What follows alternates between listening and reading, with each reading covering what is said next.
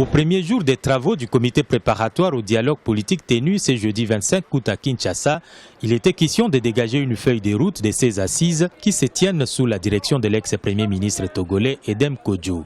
Si les membres de ces comités ont accompli quelques avancées dans les préparatifs du dialogue, ils n'ont cependant pas trouvé un consensus pour insérer la question de l'alternance politique dans l'agenda, une question pourtant essentielle de ces grands rendez-vous.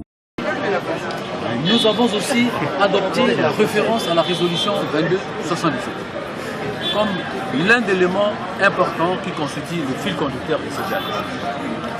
Deuxième chose, et que je considère comme étant essentiel, c'est ce qu'on a appelé l'agenda du dialogue.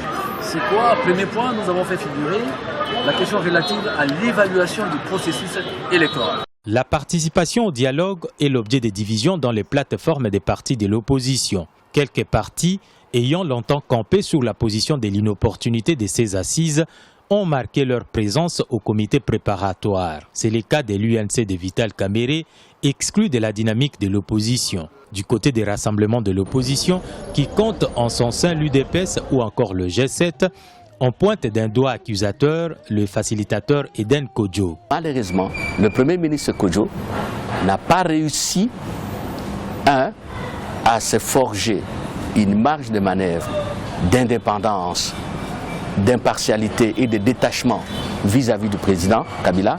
Il n'a pas réussi à obtenir du président Kabila des mesures d'apaisement, de décrispation politique, de bonne foi, de bonne volonté qui nous permettent d'aller à ces négociations politiques. Les travaux du comité préparatoire se poursuivent jusqu'au 27 août 2016.